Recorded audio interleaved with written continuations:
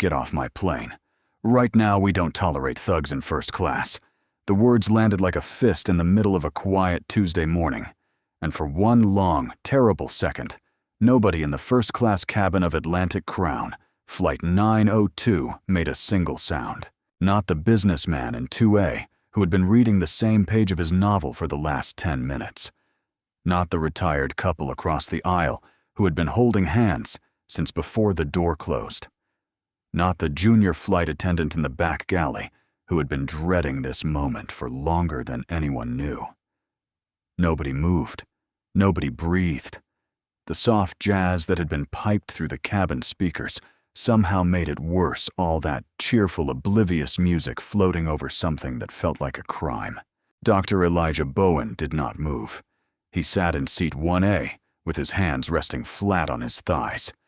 His eyes level, his expression giving away nothing except the very specific kind of stillness that belongs to men who have spent their entire lives learning exactly when to be still and when to act, and who understand that this moment required the former. Beside him, his wife Diana's hand tightened on the armrest, just her hand, just enough that Elijah felt it without looking. Captain Howard Crane stood in the aisle, silver-haired and broad-shouldered, filling the space, the way men who have never once doubted themselves tend to fill a space.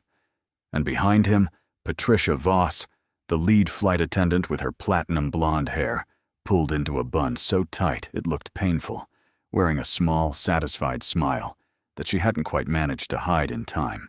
Two black people, a full cabin of watching faces, eyes that were either staring or very deliberately not staring, which amounted to the same thing. The crew believed they had all the power in the world. They had no idea what they had just started. 14 hours earlier, at 4 o'clock in the morning, the house on Keswick Road in Baltimore was completely quiet, except for the soft blue glow coming from Elijah's home office at the end of the hall. Diana found him there, the way she often found him, before a big surgery, not pacing, not anxious in any visible way, but sitting very still in front of 3 monitors, studying MRI scans the way a watchmaker studies the inside of something irreplaceable. He had a cup of coffee beside him that had gone cold an hour ago. He hadn't noticed. "Elijah," she said from the doorway. "I see it," he said, not looking up. "Right there at the bifurcation. The neck is narrow, but it's workable. I just need to visualize the angle before I'm in the room." She looked at the screen, at the ghostly gray image of a child's brain, at the small, terrible bubble nestled in its deepest part, and she felt the familiar mix of awe and weight that came from being married to a man who could look at something like that and say, workable. Elijah Bowen had grown up in a 2-bedroom apartment in West Baltimore, the son of a man who cleaned office buildings at night, and a woman who bathed other people's elderly parents for a living. His parents had never owned a car. They had never taken a vacation. What they had done every single day for 18 years was tell their son that the size of his mind was not determined by the size of his circumstances, and that the world would either confirm that or deny it, and that his job was to keep going until it confirmed it. He got a scholarship to Johns Hopkins at 17. He paid for medical school by working nights in a hospital laundry. He spent the first decade of his career being mistaken for an orderly, a parking attendant, a cafeteria worker, every profession, except the one he was actually practicing, and he had responded to every single one of those misreadings by going back into the operating room and doing something that nobody else on earth could do.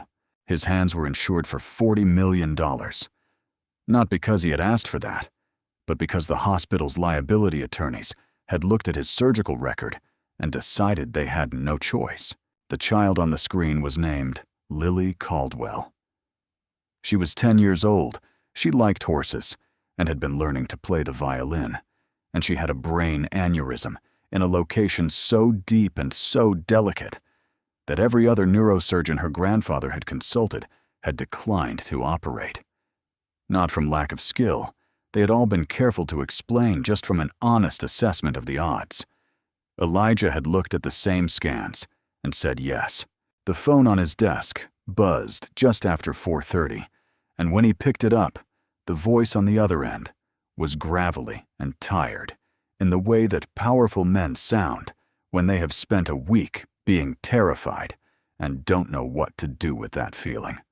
Richard Caldwell, 71 years old, CEO and majority shareholder of Atlantic Crown Airways, was not a man who frightened easily. But he was frightened now. "Tell me you're packed," Caldwell said. "We leave in 2 hours," Elijah said. "She'll be fine, Richard." There was a long pause. "You don't know that yet." "No," Elijah agreed. "But I will be." He closed the laptop gently, the way you close something you intend to open again under better circumstances, and went upstairs to pack.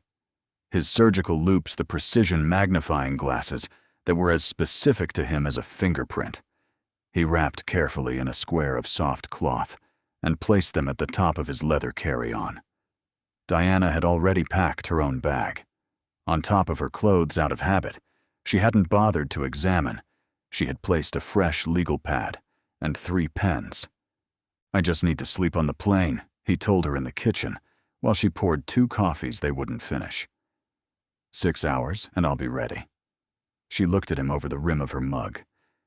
"You'll be ready in 4, she said. "You always are." The terminal at Miami International was already buzzing at 6 in the morning, with the particular energy of people performing their importance at one another, hard-sided luggage rolling across polished floors, business suits that had been chosen for being seen in voices pitched slightly louder than necessary for phone calls that could have waited. Elijah and Diana moved through it all the way they always traveled quietly, efficiently, without performance. He wore a dark hoodie under a well-made linen blazer, comfortable clothes for a long overnight flight, and dark jeans. She wore a sleek travel set in charcoal gray. No jewelry, no display of anything.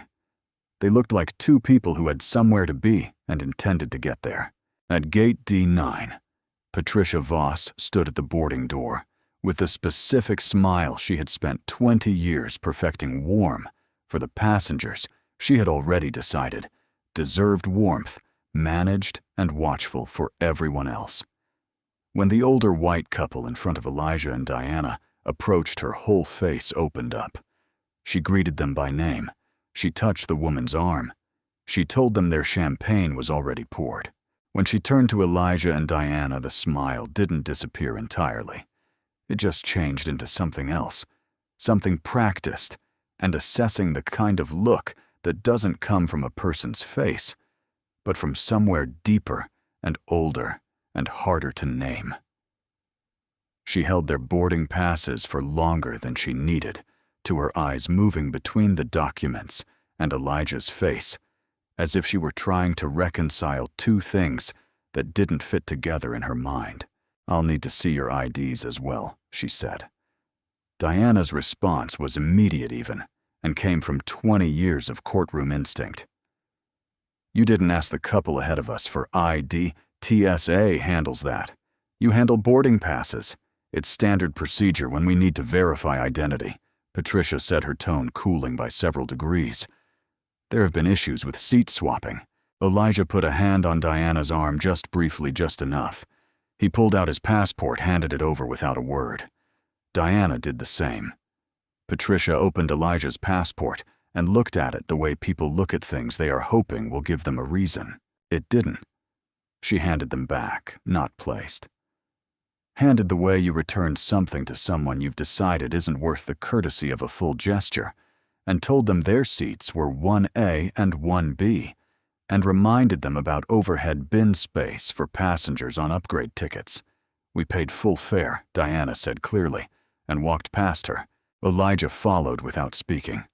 He found one, stowed his leather carry-on in the bin above the seat, heard the latch click firmly shut, and sat down. He buckled his belt, closed his eyes, and within 90 seconds, his breathing had slowed to the particular rhythm of a man who has learned to rest anywhere, because rest is something you take when it's available or not at all. Diana watched Patricia disappear toward the galley and felt the quiet certainty, the kind that comes from reading people for a living, that this was not over. 10 minutes after they boarded, while the rest of the business class cabin was still filling up, Patricia Voss came back down the aisle with the specific walk of someone who has made a decision and is now executing it. Shoulders set, chin slightly elevated, bypassing every other row as if they didn't exist, and stopping directly at row 1. "Sir," she said, her voice carrying to the rows immediately around them, "I need you to move that bag." Elijah opened his eyes slowly. "Excuse me," she pointed upward. "That bag in the bin above your seat is blocking the latch mechanism. It's a safety hazard. You need to gate check it." Elijah looked at the bin. It was closed. The latch was engaged. Without rushing, without sighing, without any of the performance of irritation that she was clearly hoping to provoke, he stood up, unlatched the bin, and opened it, turning so that Patricia and the passengers in the surrounding rows could all see clearly that the bag sat well within the space, nowhere near the latch, with room on either side. "It's not touching the mechanism," he said. "Look." Patricia's jaw tightened. A small red flush moved up from her collar. "I am the lead flight attendant on this aircraft," she said, her voice rising just enough to ensure the rows behind them could hear. "And I am telling you, that bag is a safety issue. It needs to go in the hold." "It contains my surgical equipment," Elijah said quietly. Not defensively, not as a boast, just as a fact. The way you state a fact to someone who has asked for information. "I can't check it. And it fits. You can see that it fits."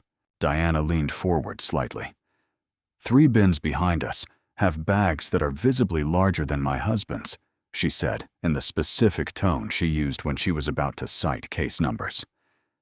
"None of them have been flagged. Would you like to explain the selection process you used?"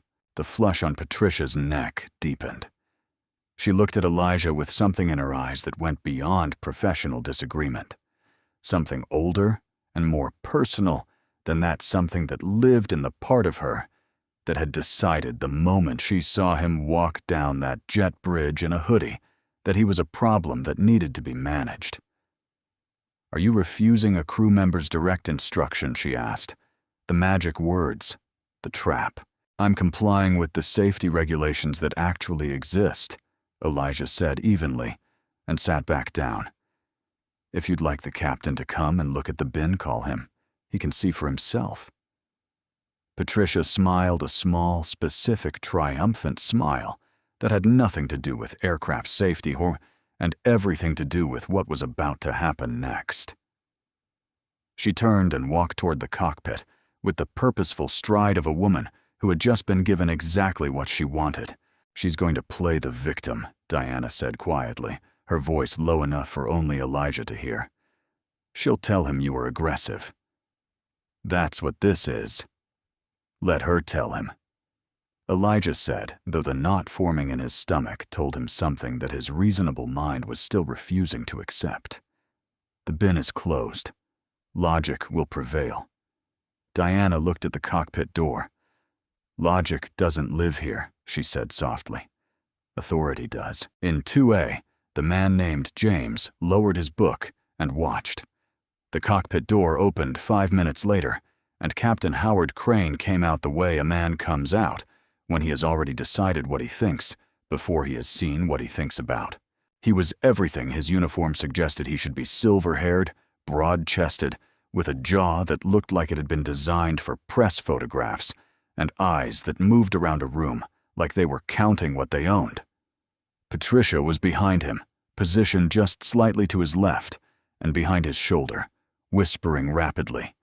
And whatever she was saying had already done its work, because when Crane reached row 1, he didn't look at the bin. He didn't look at the bag. He looked down at Elijah with the expression of a man who has already written the ending to a story he hasn't read yet. "Problem here," Crane said. His voice was the kind of deep that practiced authority produces. "No problem," Captain Elijah said, his hands resting flat and visible on his thighs. The bin is closed. The bag fits. You're welcome to look. Patricia tells me you were combative, Crane said.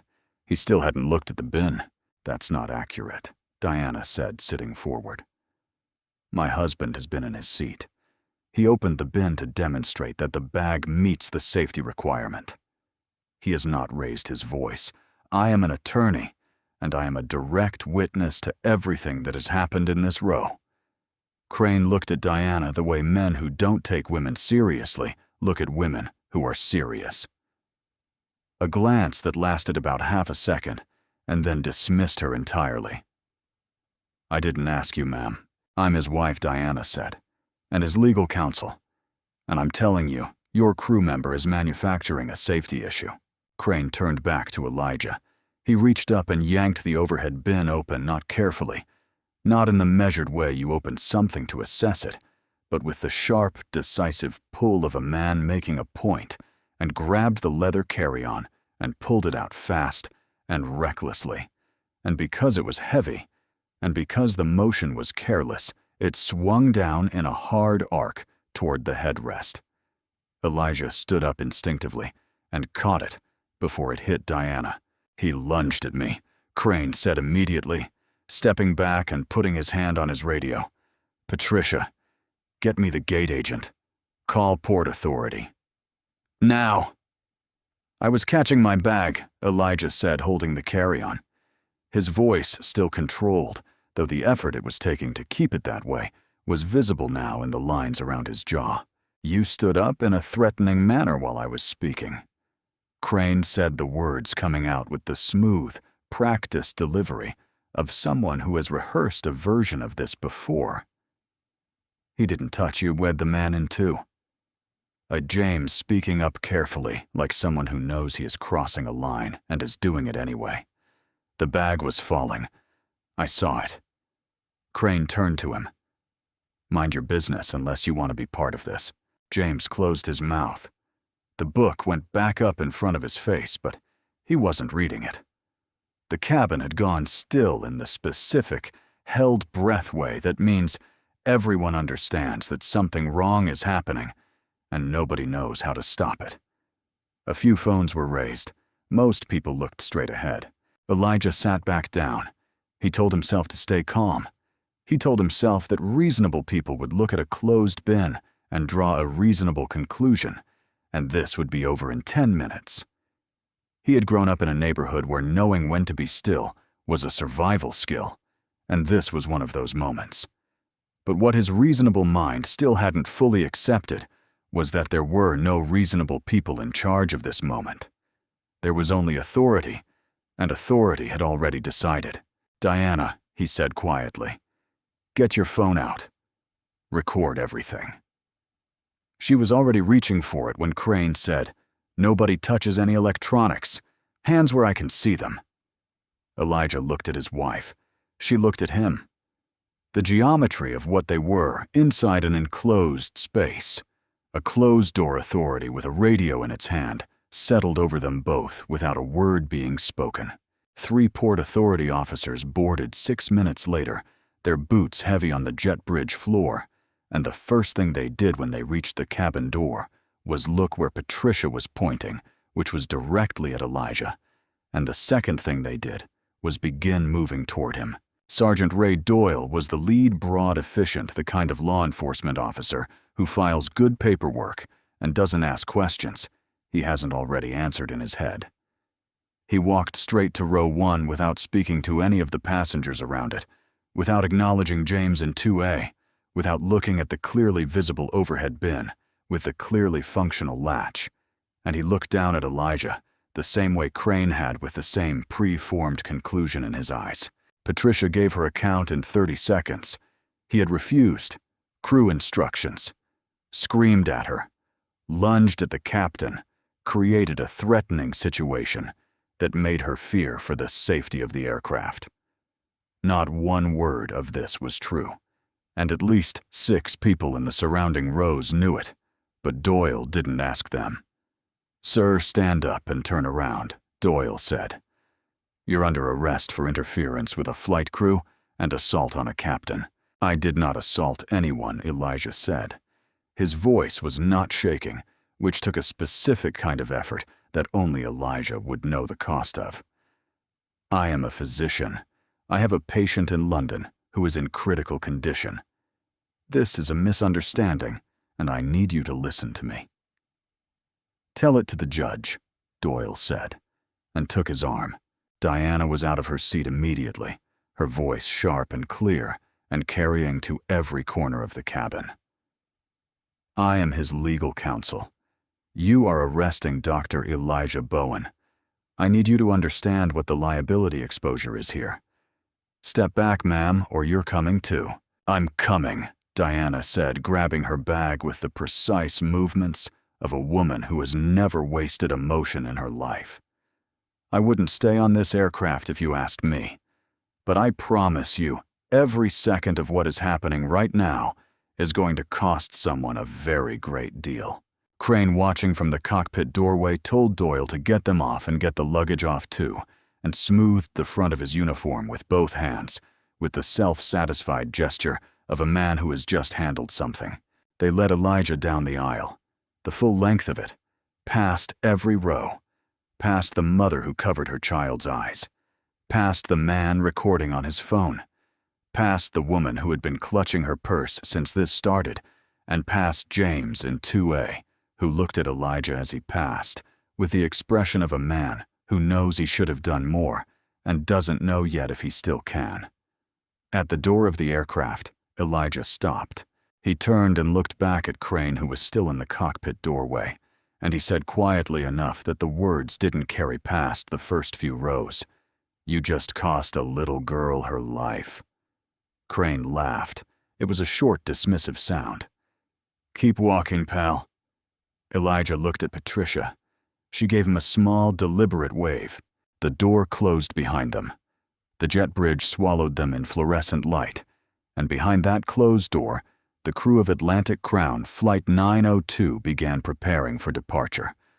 Certain as people who have never faced consequences can be that they had handled everything correctly.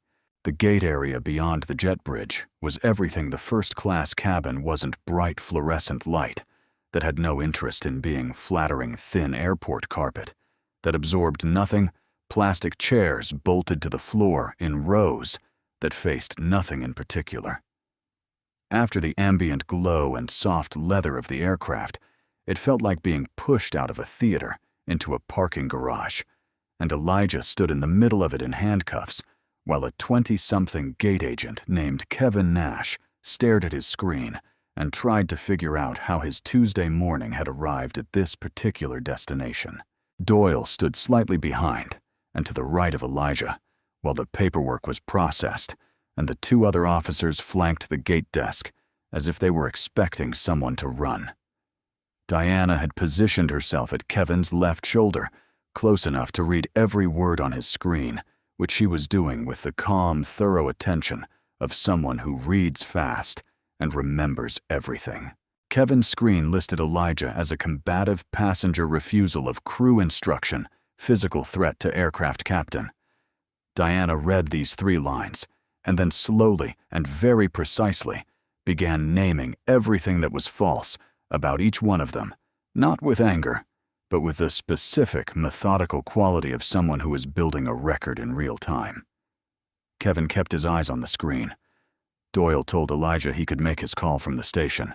Elijah turned to look at him, and what he said next, he said, carefully stripping away all the legal language and the institutional framing and the clinical distance, and making it as simple and as human as he could possibly make it, because he had been a doctor long enough to know that when you need someone to really hear you, the only thing that works is the truth, told plainly. There is a 10-year-old girl in a hospital in London, he said. Her name is Lily. She has a brain aneurysm in a location so deep that 6 other surgeons have already told her family they can't help her. I am the one who said I could. I told her grandfather I would be there this morning.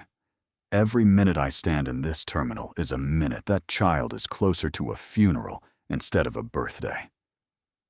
Doyle was quiet. He looked at Elijah's shoes. Good shoes. Expensive shoes. The kind of shoes that you notice when you're trying to read someone. He looked at the passport in Elijah's hand, at the name printed there.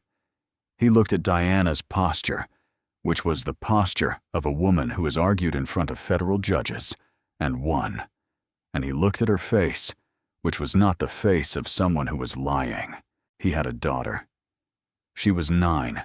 She had recently lost her first tooth, and he had taken a picture of the gap and set it as his phone wallpaper. He did not say any of this out loud, but it crossed his face in a way that Elijah, who had spent 30 years reading the faces of people under pressure, noticed. "One call," Doyle said. On speaker. 1 minute. Diana dialed a number she had saved in her phone under 2 initials and the word private. And it rang once, just once, before a man's voice answered, and the voice was gravelly and tired in the specific way that a person sounds when they have been awake for 3 days, running on fear and strong tea and the refusal to consider the worst outcome. Elijah Richard Caldwell said immediately, "Not hello, not good morning," just the name said with the relief of someone who was afraid he might not hear it. Richard Diana said, "It's Diana. We are not on that plane. We are at the gate at Miami International. Elijah is currently in handcuffs." The silence that followed lasted long enough that Kevin Nash stopped typing, and Doyle's hand moved almost involuntarily away from his belt. When Richard Caldwell spoke again, the fear was gone. What replaced it was something that a person who had never heard it before might mistake for calmness, but was actually something much colder, the sound of a man who has built and dismantled companies for 40 years and knows exactly how much damage he is capable of and has just decided to do all of it. "Tell me who did this," he said. Diana told him the purser's name, the captain's name, what they had done, and in what order, and the name of the officer standing in front of her husband with the handcuffs still on. Caldwell asked one question. "Is Elijah hurt?" Elijah leaned toward the phone. "I'm fine," he said. "My equipment might be damaged. Forget me, call another surgeon." "There is no other surgeon," Caldwell said, and the 4 words landed with the weight of something that had already been thoroughly examined and found to be simply, inarguably true. "If you don't get here, I bury my granddaughter on Friday." That is not me being dramatic. That is what my team at St. Thomas's told me this morning. He asked to speak to the officer holding Elijah. Doyle took the phone. He cleared his throat, which was something he did when he was stalling while he prepared himself. He said his name and his rank into the phone, and then for 90 seconds, he received what could only be described as a systematic and methodical accounting of every possible legal consequence of the decision he had made in the past 15 minutes, delivered in a voice that never rose above conversational volume, which somehow made it worse. Caldwell named Crane specifically a captain who had been the subject of 6 HR complaints in the past year for exactly this pattern of behavior. He named the charges he would personally pursue against the Port Authority, the airport, and Doyle individually. He told Doyle that he was speaking on a recorded line and that every word of this call would be preserved, and then he ended with a simple direct instruction. "Take the cuffs off, Sergeant." Kevin Nash looked up from his screen. His voice came out a little thinner than he intended. "Mr. Caldwell, he's the majority shareholder chairman of the board. I'm looking at it right now. It's him." Doyle reached into his pocket. He found the key. He unlocked the cuffs in a single practiced motion, and the sound they made coming off Elijah's wrists was quiet and final. "My apologies," Dr. Doyle said. The words came out stiffly, like they didn't fit his mouth very well, but they came out. Elijah rubbed his wrists. He looked through the gate window at the tarmac, where the tail of Flight 902 was still visible. The aircraft turned and taxiing slowly, the engines not yet at takeoff power. "Get me on that plane," he said. Inside the cockpit of Atlantic Crown Flight 902. Captain Howard Crane was in the best mood he'd been in all week. The engines were running.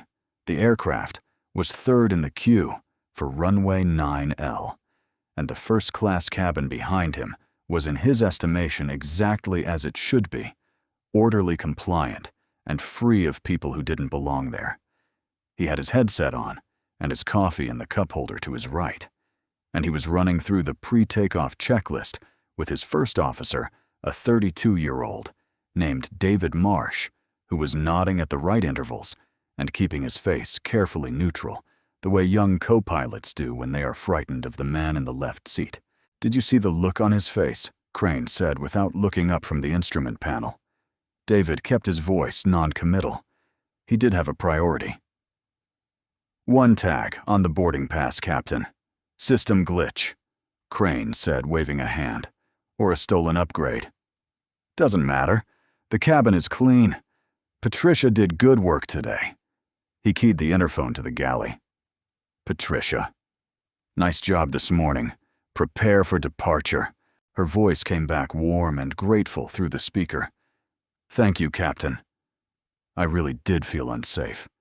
Crane nodded with the satisfaction of a man who has managed a difficult situation well and knows it.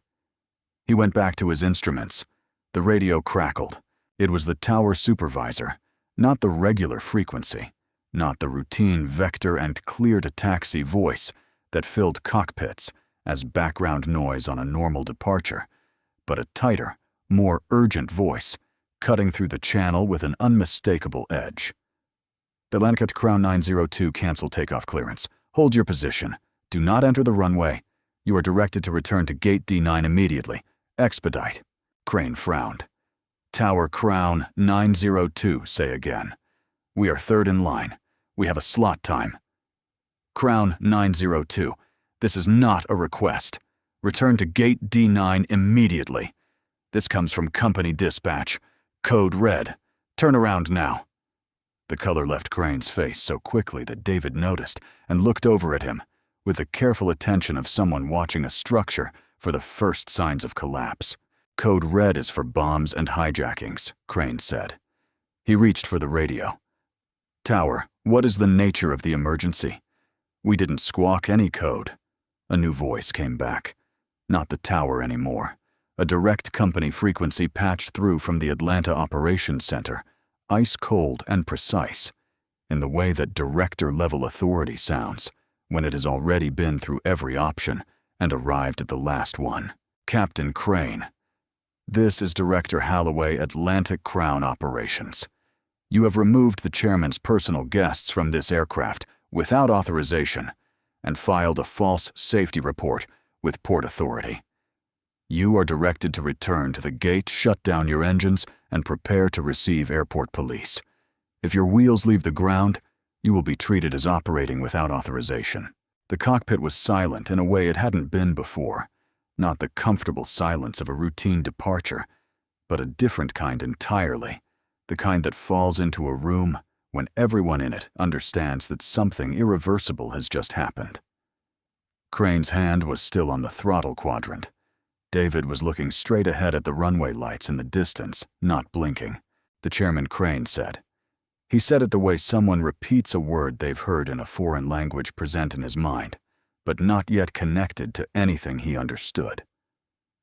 David Crane said finally, his voice reduced to something much smaller than it had been 20 minutes ago. "Request taxi clearance back to the gate." "Yes, sir," David said, and reached for the radio with the quiet efficiency of a man who is very relieved that someone else is going to have to explain all of this. By the time Flight 902 began its slow, humiliating U-turn on the taxiway, a crowd had gathered at the windows of Gate D9, because airports are places where news travels faster than it should, and word of what was happening had spread in the particular way that information spreads through a terminal from gate agent to gate agent, picked up by a crew member on break, mentioned to a waiting passenger, forwarded in a text, whispered across a coffee kiosk, until a dozen people who had no professional stake in the situation were pressing their faces to the glass to watch a Boeing 737 do something. A Boeing 737 almost never does, which is turn around. Elijah stood at the window, with his hands at his sides, watching the aircraft crawl back toward the terminal. He was not triumphant. He was checking his watch every 90 seconds and doing the math in his head about London and prep time and the window that was still open if they left in the next hour. Diana was on the phone beside him, already talking to their hotel contact in London, already adjusting the timeline for the surgical team at St. Thomas's, her voice steady and businesslike, because there was no version of this where she allowed herself to feel what she actually felt until the work was done. Kevin Nash sat behind the gate desk, refreshing his computer screen with the expression of a man who has just realized that everything he said in the last half hour was probably recorded somewhere. Mr. Cole, the terminal station manager, 58 years old, impeccably dressed. The kind of administrator who runs everything smoothly and becomes visible only when something goes wrong, appeared at Elijah's side and introduced himself with the careful formality of a man whose apology is dressed in a suit. Dr. Bowen Cole said, "I cannot begin to explain how sorry I am. I want you to know that what happened here does not represent." "Open the door," Diana said without looking up from her phone. Cole looked at her. He nodded. He turned to Kevin. The jet bridge extended toward the returning aircraft, with the slow inevitability of something that had already been decided. The door opened, and Patricia Voss was standing at the threshold, with the expression of a woman who had been expecting a mechanic. What she got instead was Elijah Bowen walking through the door at a normal pace, without urgency and without drama, carrying his leather bag that Doyle had retrieved from the gate desk where Crane had left it, and he looked at Patricia, the way you look at a piece of furniture that is in the way, not with anger, not with satisfaction, just with the clear and quiet assessment of something that needs to be moved. And he walked past her into the cabin. The passengers who remained on the aircraft had been sitting in a state of confused suspension for the past 25 minutes, listening to the sound of the engines cycling down and the jet bridge reattaching, and now they watched in absolute silence as the man who had been marched out in handcuffs walked back down the aisle, as if the handcuffs had been a misunderstanding about the weather.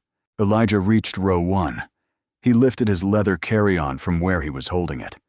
He opened the overhead bin, the same bin, and placed the bag inside.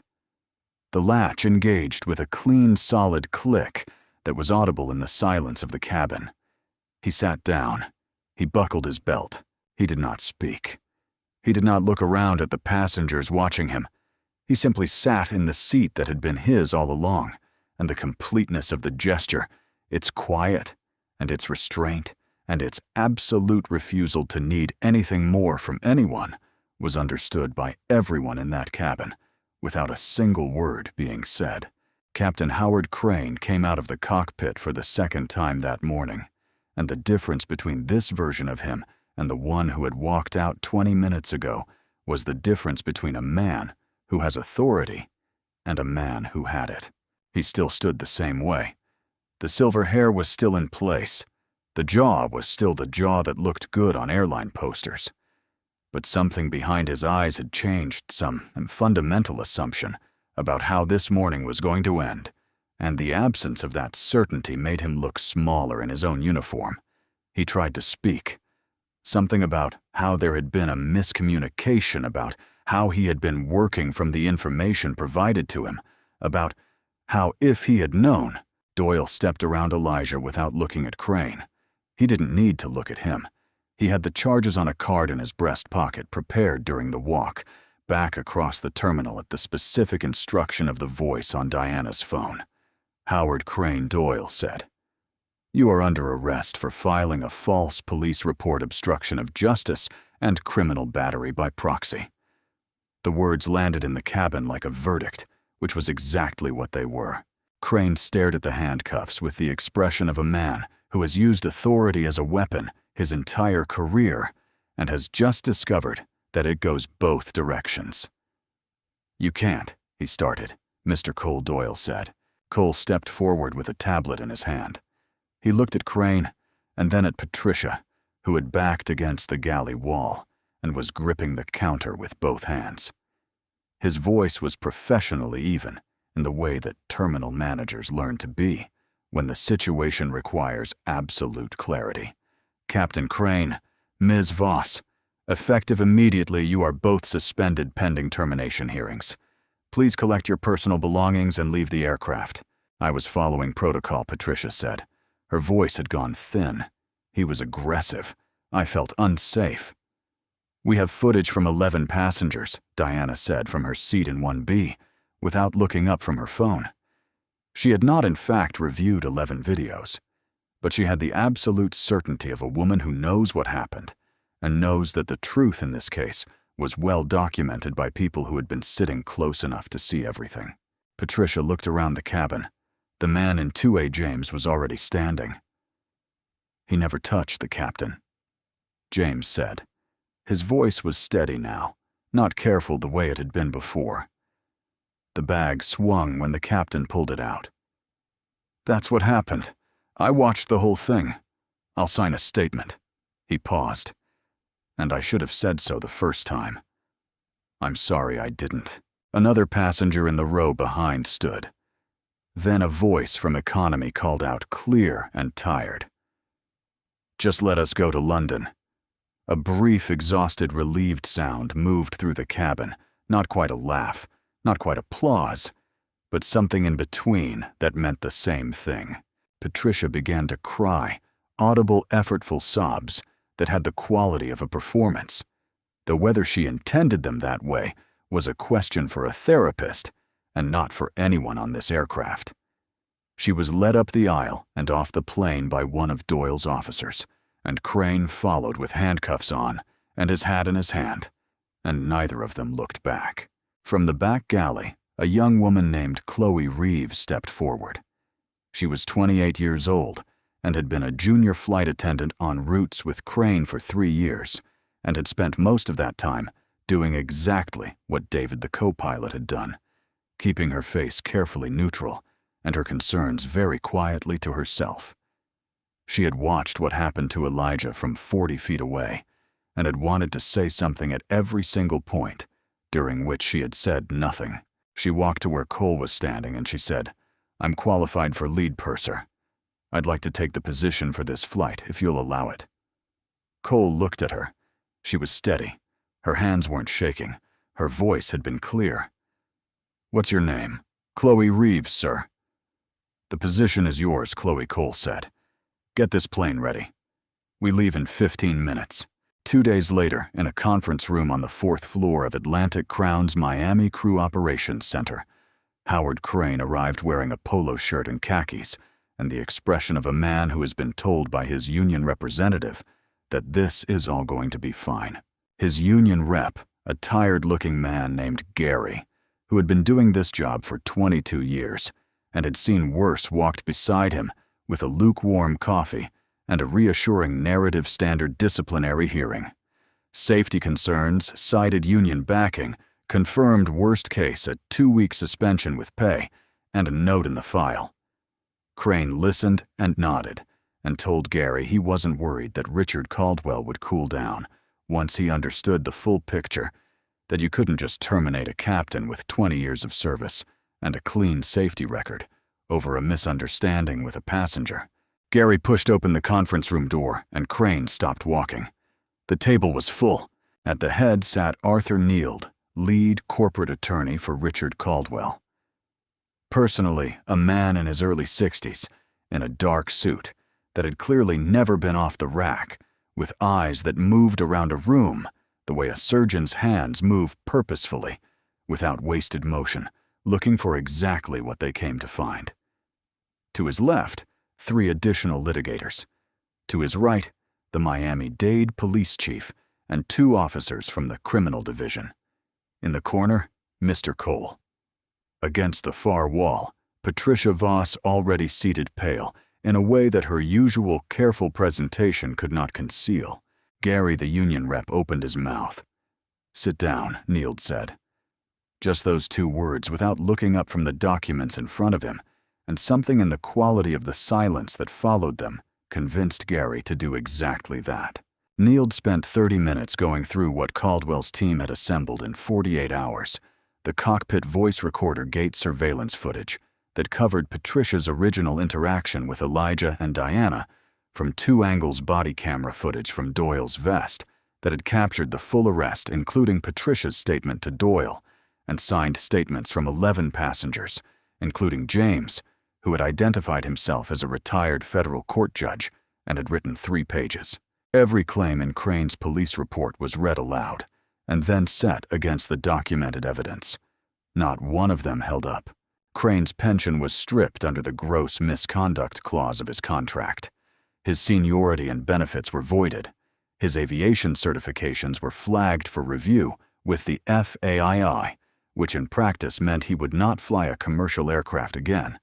The 2 officers from the criminal division stood up and explained the charges, filing a false police report, obstruction of justice, 2 counts of criminal battery by proxy, and Crane was handcuffed for the 2nd time in 3 days. This time in a conference room in front of people who had worked with him for years and were not covering their eyes. The specific human detail of it was this: Crane had a mortgage on a house in Coral Gables that he had been paying for 15 years. The lien that had been placed on the property that morning meant that the equity he had built, the thing he had intended to retire into the concrete evidence of everything his salary had amounted to, was no longer his to decide about. He looked at the table when they told him this, the same way Patricia had looked at the table in the cabin, and the expression on his face was the one that arrives when a person finally understands that the authority they have been borrowing from a position was never actually theirs to keep. 24 hours after the hearing, Richard Caldwell stood at a podium at Gate D9 in Miami International Airport and faced every major news network that covered aviation travel and civil rights, which in practice meant all of them. He looked older than his company photographs. He looked like a man who had been to London and back in 4 days and had not slept for most of it, and he made no effort to conceal any of that, because what he was about to say did not require him to look like a CEO. It required him to look like a grandfather. He named Elijah and Diana Bowen directly. He named what Elijah had done. The night of the incident had walked through a terminal in handcuffs, boarded an aircraft flown 6 hours across the Atlantic Ocean, and performed a surgery that most surgeons in the world would not have attempted, and he had done it all in a single night, following the worst kind of humiliation. And he had done it without once using his identity as a weapon against the people who humiliated him. He announced the Bowen Protocol immediate termination, no appeals lifetime industry ban for any Atlantic Crown crew member found to have profiled a passenger based on appearance. He announced 2 donations of $10 million each one to Howard University's Medical Scholarship Fund, 1 to Johns Hopkins, in the name of Elijah's father, who had cleaned office buildings at night so that his son could learn. He gestured behind him to the tarmac, where the Boeing 737 that had been the scene of everything sat in the morning sun with new livery on the nose, the standard company colors replaced from the cockpit, back with 4 words in gold letters: the spirit of dignity. This aircraft, Caldwell said, will fly every route we operate, not as a symbol, as a reminder. Every crew member who boards her will know what happened here and why it cannot happen again. A reporter in the front row asked if he thought this was enough. Caldwell looked at her for a moment. "No," he said, "but it is the beginning of enough, and beginnings matter." He stepped away from the podium. The press conference was over. The flight from Miami to London was 6 hours and 40 minutes of dark ocean, and the particular kind of silence that exists in a first-class cabin at 2 in the morning, when most passengers have accepted that sleep is the most efficient use of the time available. Elijah did not sleep on the way out. He had his laptop open on the tray table, and the MRI scans of Lily Caldwell's brain arranged across the screen in 3 different orientations, and he studied them with the focused attention of a man who does not believe in leaving anything to be figured out in the operating room that can be figured out beforehand. The aneurysm sat in the deepest navigable part of the brain, like a water bubble in a wall, fragile, specific, and positioned in exactly the place where the difference between saving someone and losing them came down to millimeters, and the quality of the hands doing the work. He thought about it the way you think about a conversation you are preparing to have with someone who cannot afford for you to say the wrong thing. Diana sat beside him. She was not reviewing the case. She would review the case later, after Lily was safe, when it could no longer hurt anything. Right now, she was watching her husband in the way she had watched him for 23 years, with the specific attention of someone who knows another person deeply enough to see what they are working through without being told. His shoulders were tight. She could see it in the way he held himself, the small resistance in his posture that came not from the surgery ahead. He was never tense about surgery, but from everything that had happened in the hours before it. Chloe came quietly to row 1 with 2 glasses of water and set them down without being asked and without fanfare. She looked at Elijah for a moment, and then she leaned in slightly and said something softly. Not about the airline or the hearing or what was coming for Crane, but something small and personal about what it had meant to her to watch him walk back through that door, and about the fact that she had wanted to say something during the confrontation and hadn't, and that she was sorry for that. Elijah looked at her. "You stepped forward when it mattered," he said. "That's what counts." She nodded once and went back to her work, and the steadiness she carried for the rest of that flight was a different kind of steadiness than the one she had boarded with. Diana, in the dark of the sleeping cabin, opened her laptop and wrote the first paragraph of the lawsuit against Atlantic Crown, Captain Howard Crane, Patricia Voss, the Miami Port Authority, and Sergeant Ray Doyle individually. It wasn't angry. It was the kind of legal writing that sounds like an explanation and functions like a blade, and she had it done in 20 minutes. And then she closed the laptop and looked out at the darkness over the ocean and allowed herself, for the first time since the gate area, to feel everything she hadn't let herself feel while they were inside the situation. The plane touched down at Heathrow in the gray early hours of a London morning, and instead of taxiing to a terminal, it taxied to a private hangar at the eastern edge of the airfield. And when the door opened, the cool English air came in, and Elijah stood at the top of the stairs and saw Richard Caldwell standing on the tarmac below. Not an assistant, not a representative. Richard himself in a dark coat and no tie, looking 20 years older than the man whose photograph appeared on the Atlantic Crown annual report. His face was gray with the specific exhaustion of a person who has not allowed themselves to sleep, because sleeping would mean accepting the possibility of the worst, and he had not been willing to accept that. Elijah came down the stairs. Caldwell didn't extend a hand. He took Elijah's arm just briefly, just the forearm, with the grip of a man who needed to confirm that the person in front of him was real and present and actually there. "She's in prep," Caldwell said. "They're scared to start without you. Her pressure has been climbing." "I know," Elijah said. "I looked at the numbers an hour ago." He picked up his bag. "Let's go." The ride through London was police-escorted and fast through wet streets in the gray early morning, and Elijah sat with his eyes closed the entire way. Not sleeping, but doing the thing he did before every significant surgery, which was to go through it in his mind in complete detail, from first incision to final closure, correcting himself at any point where he hesitated and beginning again until the path was clear and certain from beginning to end. When they reached St. Thomas's, the local surgical team looked like people who had been holding their breath since midnight. Their chief stepped forward to explain that Lily's vitals were declining, and perhaps they should consider, "Nobody touches her until I'm scrubbed," Elijah said, already moving. Not loud, not aggressive, just absolute. He was in the operating room 7 minutes later. The surgery lasted 6 hours and 12 minutes. Richard Caldwell and Diana sat in the viewing gallery above and watched through the glass, and from that distance, Elijah looked small under the surgical lights, compact and focused, moving with the specific, unhurried deliberateness that characterized all the best surgeons, the ones who have been doing this long enough to know that speed is not the same thing as efficiency. Richard had his forehead pressed against the glass at one point, and Diana put her hand briefly on his arm without saying anything, because there was nothing to say that the moment didn't already contain.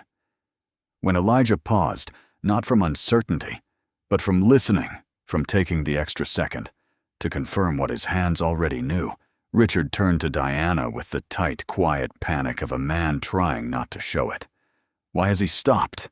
"He's hearing the artery," Diana said simply. "He does that. He's fine." The monitor changed, steadied. Elijah stepped back from the table and stripped off his outer gloves and looked up at the gallery and gave the single small nod that meant what it always meant. Richard Caldwell, chairman of the board of a company worth $4 billion, covered his face with both hands. His shoulders shook once very briefly, and then he straightened and took a breath and looked back through the glass at his granddaughter, who was alive. The monitor kept beeping steady and continuous. That sound was the whole story.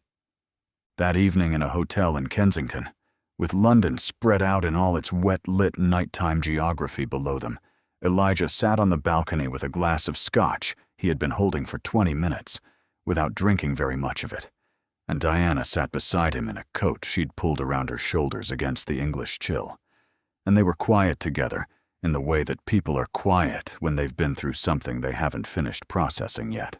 The surgery was done. Lily was stable. The monitors at St. Thomas's had settled into their steady, continuous, completely ordinary rhythm, and that rhythm meant everything. Elijah knew this. He was holding it. But underneath it and around it, and woven through it in ways he hadn't yet fully sorted out, was everything else that had happened between 4 in the morning in Baltimore and this balcony, and he was only now beginning to let himself look at it clearly. "I kept my hands still," he said, finally. "The whole time. Even when Crane grabbed the bag, I kept thinking if my hands move the wrong way in that cabin, nothing else matters. Not the surgery, not London, not Lily. If I reach for anything, and Doyle decides it's a threat, the whole story changes, and nobody asks questions until it's too late." Diana didn't say anything for a moment. She knew this. She had been thinking the same thing on the other side of the cabin, watching him keep his hands flat on his thighs, with the particular controlled stillness that she had learned over 23 years with this man meant that he was working very hard at something. 20 years, Elijah said. 20 years of getting it right, of never losing a patient I was supposed to save, of building something where the work speaks and I don't have to. He took a sip of the scotch, and in 5 minutes, a man who didn't know my name looked at my clothes and decided I was a problem that needed to be removed. "He didn't see you," Diana said. "Not as a comfort, as a fact." No, Elijah agreed. He didn't. And that's the part that doesn't go away when the handcuffs come off, because I shouldn't have to be Caldwell's surgeon to deserve a seat on an airplane. The man in 2A shouldn't have needed to know who I was to speak up. None of it should have required my credentials to become worth addressing. They sat with that for a moment. It was not a new thought. It was a thought that had been true for a long time, a pattern embedded in the small encounters and the large ones, and the whole accumulated weight of being a black man in America who had achieved everything that was supposed to make him invisible to this kind of treatment, and had found repeatedly that it didn't work that way. The exhaustion of having to be extraordinary in order to be treated as ordinary. The audience watching this story would understand that exhaustion without needing it, explained, because many of them had lived their own versions of it. "Crane is in a holding cell," Diana said. "His accounts are frozen. The house is under lien. The pension is gone. Arthur Neild told me this afternoon that the criminal case is tight enough that his public defender, and he'll need a public defender because the private attorneys won't touch it, is probably going to recommend a plea. Elijah nodded slowly. He looked out at the city. And Patricia, he said, terminated for cause. The FAA flag means she won't work in aviation again. She's hired a PR firm, apparently. They're planning to release a statement about how this was all a misunderstanding. Diana paused. I've already sent a letter to the firm with the relevant footage. Elijah almost smiled. It didn't quite arrive, but it was close. His phone buzzed on the balcony railing. He picked it up and looked at the screen. A text from Richard Caldwell sent at 9:17 London time, 3 words. She's asking questions. He read it twice. He set the phone face down on the railing, picked up the scotch, looked out at the lights strung across the city below the Thames, just visible in the distance, dark and moving, carrying everything forward, the way rivers do regardless of what happens on the banks. Something in his shoulders came down. Not all the way, not completely, but by some measurable degree. The specific release of a person who has been holding something for a very long time and has just confirmed that they can finally put it down. She's asking questions, he said. That means she's awake enough to ask questions. Yes, Diana said. They sat together in the English night and didn't need to say anything else. The next morning. St. Thomas's Hospital. 7th floor, a recovery room with high windows that caught the morning light and spread it in long, pale rectangles across the floor. Lily Caldwell was awake, not dramatically, not the way they show it in films where a person opens their eyes in a full close-up and immediately looks meaningful, but the real way, groggy and slow and a little confused about what city she was in, asking for water, in a voice that was rougher than usual, turning her head to find her grandfather in the chair beside the bed, where he had been sitting since before midnight. Richard looked at her, the way people look at things they were afraid they might not see again. Elijah came in 20 minutes later, still in the same clothes he had traveled in, having slept for 4 hours in the chair in the family waiting room down the hall. He stood at the foot of the bed and looked at Lily with the particular quiet satisfaction of a surgeon who has done the thing they came to do. Lily looked at him. "Are you the doctor who fixed my head?" she asked. "I am Elijah," said. "Did it hurt?" "Not for me," he said. She considered this with the specific seriousness of a 10-year-old working through a logical problem. Then, "Were you scared?" Elijah thought about the question. He could have given her the reassuring answer, the professional answer, the one that would have been kind and comfortable and completely dishonest. He looked at this child who had been through something she was too young to fully understand, yet who was going to grow up carrying the scar of it, and he decided she deserved the real answer. "A little," he said.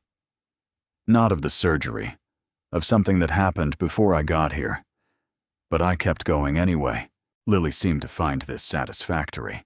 She settled back against the pillow. Richard, watching from his chair, looked at Elijah with the expression of a man who has just understood something he should have understood much earlier. "What it cost you," Caldwell said quietly. "Not a question. A recognition. To go through what you went through in that terminal and then get on a plane and then walk into that room and do what you did. I don't think I've ever asked what that kind of thing costs. Not once in 40 years of running airlines and making decisions about crew and passengers. I didn't think to ask. It costs something," Elijah said simply.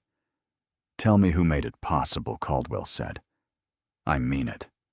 "Every name," Elijah told him. Diana, who had never raised her voice. James in 2A, who had found his courage a little late, but had not let himself off the hook for it. Chloe, who had stepped forward after 3 years of being afraid. And Doyle, who had stopped and listened when he didn't have to. Richard listened to each name. He wrote them down in the small notebook he carried everywhere. He would remember every one of them, and what he did with those names in the weeks that followed would matter more than the press conference, or the lawsuit, or the gold letters on the nose of an aircraft. Lily fell asleep again. Her breathing was even and easy, and entirely ordinary, which was exactly the kind of miracle that looked like nothing at all from the outside. Elijah and Richard stood at the window together, looking out at the Thames, below two men who had come to this moment from completely different starting points and ended up, for reasons neither of them had planned, in exactly the same place at exactly the right time.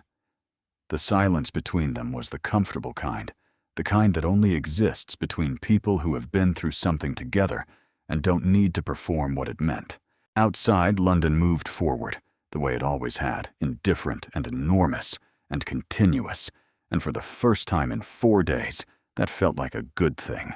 3 weeks later, on a clear Miami morning with the kind of light that makes even airport concrete look like something worth photographing, the spirit of dignity pushed back from Gate D9 for the first time under its new name.